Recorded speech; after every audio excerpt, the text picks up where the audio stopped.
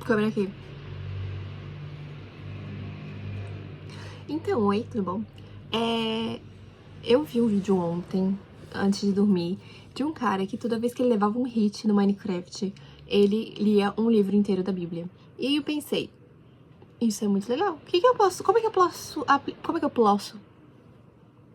eu posso aplicar isso no meu dia a dia pra eu fazer isso também? E aí, eu pensei, eu faço uma lista, né, dos livros, aí eu coloco uma roleta, os livros, e vai aleatorizando, e aí eu vou lendo diariamente. Então, assim, hoje, o livro que caiu foi Esther. E aí eu já tô no quarto capítulo, é. E aí o que eu pensei, aí no final de todo livro que eu leio, eu faço um breve resumão. E sendo bem honesta, vai ser aquilo, obviamente, que o Espírito Santo ministrar no meu coração, mas aquilo que chamou minha atenção, aquilo que eu acho. Porque Esther tem coisas muito claras que chamaram minha atenção pra caramba e eu vou compartilhar aqui. Eu vou terminar de ler e aí eu vou fazer isso de compartilhar o livro. Compartilhar o que eu li, compartilhar o que me marcou, o que eu quero deixar registrado, coisas assim. Pra realmente ter alguma maneira de certa forma, evangelizar e ao mesmo tempo gravar os livros na minha cabeça. Então tá bom. Acabei de ler os 10 capítulos, então eu vou fazer um resumão e pontuar o que chamou muito minha atenção. Então, o Espírito Santo fala no meu coração, ministra no meu coração. Eu sei que eu já li a palavra, mas que você venha também a ministrar, Senhor, neste momento em que eu estou relembrando a palavra, para falar conforme a tua vontade, amém? Então, como é que começa a história de Esther? Começa lá com um banquete, uma festona que o rei Xerxes está fazendo. E aí ele já tá muito pilhado, muito bebinho. E aí ele chama a rainha Vasti, a rainha Vasti, alguns nomes eu vou pronunciar errado.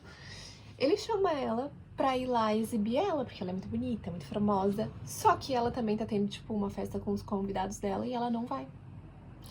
E aí, ele fica com muita raiva. Aí ele tem os conselheiros dele e ele pede ajuda pros conselheiros. O que eu vou fazer? Os conselheiros dão então a ideia dele declarar, assim, fazer uma declaração de que ela não poderia mais aparecer diante da presença dele. E aí ele vai atrás de uma nova rainha, né? E aí ele meio que abre, assim, um concurso mesmo, assim. Ele tem várias opções, e aí essas mulheres, elas passam por 1 ano e 6 meses de tratamento até entrar na presença do rei. E aí Esther é uma delas, só que Esther, assim, a Esther, ela perdeu os pais e ela era criada pelo tio. Então, assim, eu creio que o tio dela já tinha alguma ideia de que ela seria alguém importante, alguém grande. Eu creio, assim, que o pai dela, o tio, né? Eu acho que o pai dela... O tio dela... O tio dela já tinha uma ideia, assim, eu acho que ele já frequentava ali os lugares de realeza e tal, e ele criou ela com essa educação toda. E aí, quando ela chega lá, tem um rapaz, um eunuco, que se encanta por ela. E aí ele faz de tudo por ela, assim. Ele trata ela da melhor maneira, com os melhores alimentos, com os melhores perfumes, com as melhores roupas. E isso já é, né, um brilho do Espírito Santo, um diferencial. Só que eu creio também que ela já tinha isso da criação dela. Não que as outras não tivessem, né? As outras também deviam ter. Só que ela já tinha essa. Eles falam aqui, deixa eu ver como é que é citado. Ela conquistava a simpatia das pessoas.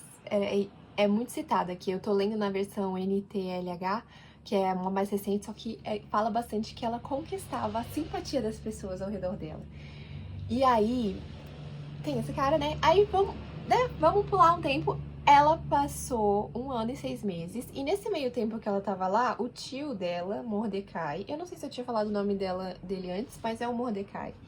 Ele descobre 2 funcionários, que na época são chamados os eunucos, né, os empregados do rei, estavam tentando planejar uma coisa, uma ação, um golpe contra o próprio rei. Aí ele conta pra Esther, não, isso é depois ainda, segura, isso é quando ela já é rainha, mas eu vou contar agora, depois todo mundo sabe, né, que ela vai virar rainha, pelo amor de Deus, tem um livro só com o nome dela, ela vai ser a rainha, ela vai ser a top das top.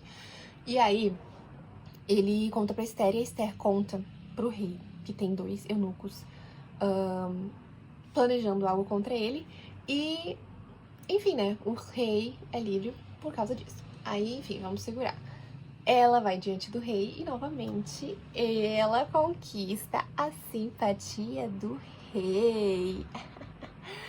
Porque ela também tem a sabedoria, algo que eu marco, assim, desde que eu sou muito nova, que a minha avó falava pra mim, é que ela não escolheu aquilo que ela achava mais bonito. Então, assim, se o rei gostava de rubis, ela estaria vestindo rubis. Se ele gostava de, sei lá, cetim, eu nem sei se tinha cetim na época, acho que não.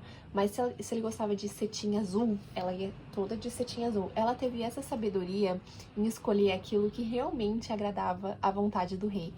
E aqui já fala, ó. Ele gostou dela mais do que qualquer outra moça e ela conquistou a simpatia e a admiração dele como nenhuma outra havia feito. Ele colocou a coroa na cabeça dela e a fez rainha no lugar da Vashti, que era a rainha que desonrou, né, o rei. Então, aí começa a história de nossa Esther, que ela vira rainha, gente. Só que, detalhe, ela e o tio eram judeus. Só que o tio dela aconselhou ela a nem citar, não precisava saber disso, né? Aí o rei colocou um homem chamado Amã, ou Ramã, é com H no começo, eu não sei se é Ramã ou Amã, eu vou chamar Amã. Colocou esse homem num lugar de autoridade e ele exigia que todos os funcionários do palácio se curvassem, incluindo Mordecai, né? Mordecai também, né? Se curvassem diante dele. Só que Mordecai não se curvava, não admitia uma coisa dessa. E aí, né, foram questionar por que ele não fazia isso, e ele falou, porque eu sou judeu. Só que Amã não achou o suficiente só matar ele. Ele quis matar toda a raça de judeu. Não sei se é raça. Enfim, todo o povo judeu, ele quis exterminar. Tudo bom. E aí, ele foi diante do rei, e o rei, por, né, achar que realmente fazia sentido, né, ali no momento ele, tá bom, tudo certo. Ele deu a bênção dele, né, através do anel ali. Não exatamente a bênção, né, mas deu pra sacar. Ele deu eu não consigo achar outro sinônimo. Vou ter que falar. Ele deu a bênção pra Amã pra realmente acabar com todo o povo judeu. Porque, aos olhos do rei, não fazia diferença alguma. E Amã disse que pagaria todo o prejuízo causado, né, por causa da exterminação desses judeus, né? Porque é um povo grande, toda a vida, né? Toda a vida todo mundo sabe que é um povo grande, muita gente. E aí, o rei permite. E aí, eles jogam no dadinho, assim, jogam na sorte o dia e o mês que isso irá ocorrer. Aí, claro, né, que eles avisam. Então, eles eram bastantes, não é distritos, mas eram bastantes reinos, assim. E aí tinha o rei superior, né? Eu esqueci como é que chama, enfim. Era muitas cidades. Muitas cidades. E aí foi feito esse decreto, né? Em toda cidade que em dia tal, né? Eles iam mandar de arrasta os judeus. E aí foi aquela comoção toda, assim, todos os judeus muito tristes, muito chateados. Só que a rainha Esther não estava sabendo de nada. Então o Mordecai, né, eles começam a trocar cartas, assim, se avisando. Mordecai manda uma carta pra ela e manda o decreto, assim, escrito, pra que ela percebesse aquilo. E aí ela fica com medo de entrar na presença do rei, porque já fazia um tempinho que ele não chamava ela e não podia entrar na presença do rei sem ser chamada. Então, assim, ela fica com aquele medo de que ela acabasse sendo morta, né? E aí ele até fala aqui, ó, se você ficar calado numa situação como esta, do céu virão socorro e ajuda para os judeus, e eles serão salvos, porém você morrerá, e a sua família e a família do seu pai desaparecerá. Mas quem sabe, talvez você não tenha sido feita rainha justamente para ajudar numa situação como essa. Olha que poderoso. Olha que poderosíssimo. E aí ela realmente, então ela fala, tá bom, vá, junte os judeus para que eles jejuem e orem por mim. 3 dias de jejum, não sei se vocês já ouviram do jejum de Esther, são 3 dias de jejum sem água, sem comida. E ela, né, também, né, faz isso, com certeza. E aí ela vai lá pro pátio, onde é na presença do rei, e ele concede, então, o direito dela se aproximar e fazer o pedido. E olha, não, olha esse homem, tá? Olha esse homem, cadê? Deixa eu achar até o versículo que ele fala. E o rei perguntou quando ela estava diante dele: o que está acontecendo, rainha Esther? O que você deseja? Peça o que quiser, que eu lhe darei, mesmo que seja a metade do meu reino. Então, olha só a influência que essa mulher tinha no rei. Olha só a influência, olha o poder que ela tinha, sabe? E ela foi mais sábia ainda. A gente pensa, não, se fosse uma, né, se fosse assim a gente, meu Deus, Senhor, olha só, deixa eu te contar uma coisa, eu sou judia, e vão passar a faca em todos os judeus. Por favor, não faça isso. Já ia ser esse desespero, mas ela tava lá, calma, composta. Composta? Não sei se encaixa pra esse termo, enfim. Aí ela falou: se for do seu agrado, eu gostaria de convidar o Senhor e Amã para um banquete que estou preparando hoje para o Senhor. Simples isso. Só isso, ela queria um jantar. E tem tanta sabedoria nisso que ela não chegou já dando aquele, sabe? E aí, Amã aceitou o convite e eles tiveram o jantar. E novamente nesse jantar ele perguntou, e aí, o rei, né, perguntou, o Xerxes perguntou, qual que é o seu desejo? Pode me falar. E aí ela pede mais uma vez para que eles se encontrem, que eles tenham então esse banquete novamente, que ela queria preparar para eles. E aí, Amã, ele era um homem muito egocêntrico, um homem muito se achão, um homem muito egocêntrico, é o melhor, narcisista, assim. Ele era, nossa, ele se achava muito, muito, muito, muito. E aí, ele começou a se gabar pros amigos e pra família dele. Se gabar por ter sido o único a ser chamado pra jantar com a rainha. Mas ele ainda tava com aquela coisinha, aquela raiva do Mordecai. E aí, como ele tava, né, nesses direitos que ele achava que tinha por ter jantado com a rainha e com o rei, aí ele perguntou o que ele poderia fazer com esse tal de Mordecai. E a mulher dele, os conhecidos ali, os amigos, né, próximos, os conselheiros, péssimos conselheiros, mas né, a gente se aproxima daquilo que a gente quer ouvir, né? Vamos ser bem sinceros. Se a gente quer ouvir a verdade, a gente se aproxima de pessoas que vão ser verdadeiras e vão falar na nossa cara. Mas se a gente quer ter o nosso ego amaciado, a gente vai se aproximar de pessoas, né, que vão falar exatamente o que a gente quer. Enfim, aí a mulher dele e os amigos dele, conselheiros, falaram que ele devia construir uma forca enorme para enforcar Mordecai. E ele fez isso. Ele fez. Só que naquela noite do jantar, o rei não conseguiu dormir.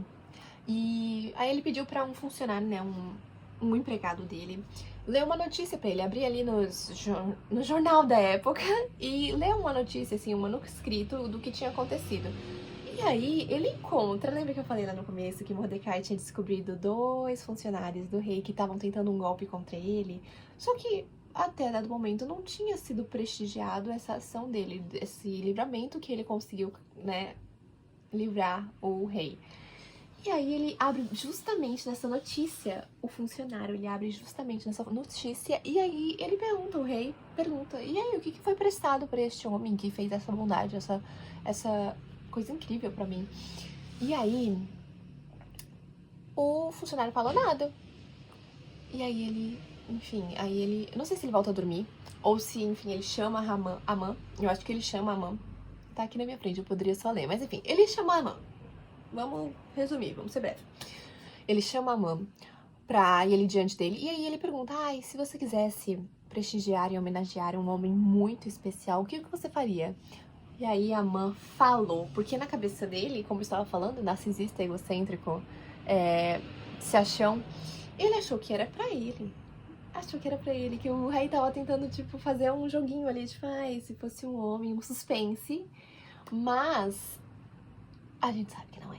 E aí ele falou assim, eu colocaria ele no cavalo, eu colocaria ele pra ser levado a pé, puxando o cavalo, pelo funcionário mais alto, com o cargo mais alto da realeza, do castelo.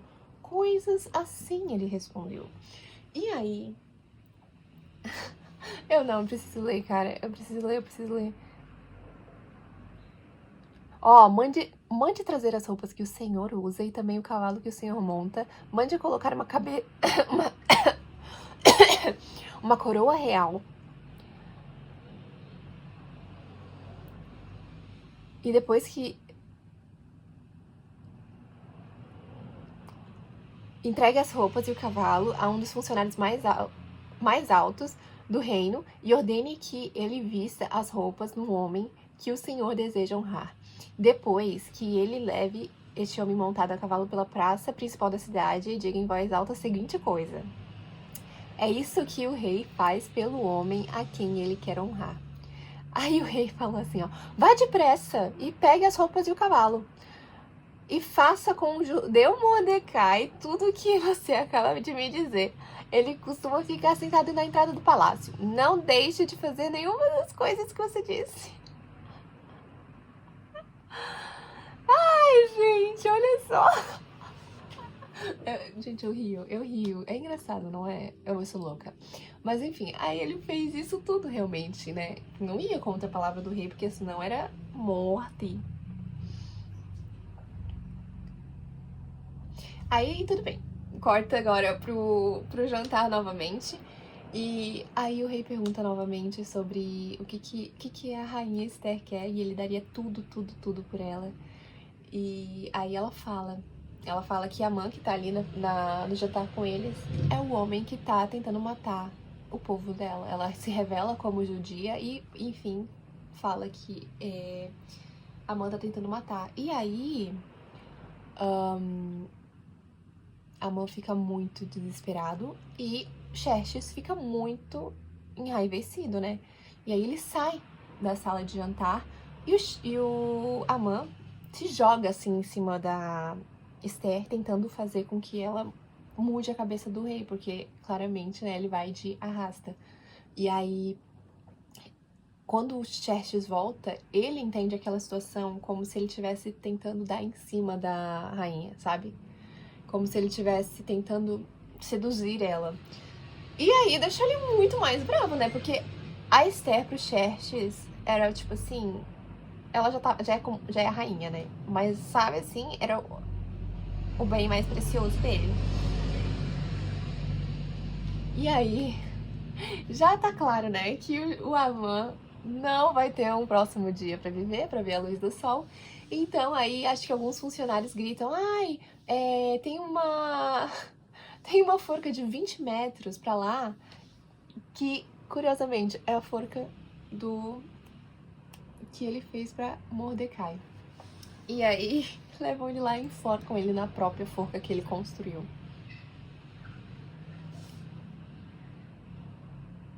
Cara, é umas histórias que a gente pensa, né? Gente. Enforcam Ramã na forca que ele mesmo construiu. Aí.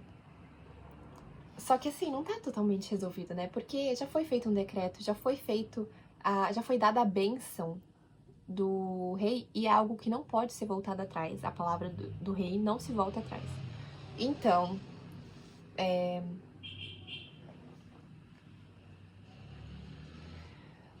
ele deixa com que a Esther e o Mordecai escrevam uma carta para que seja lida, então, nas outras cidades, nas outras comunidades.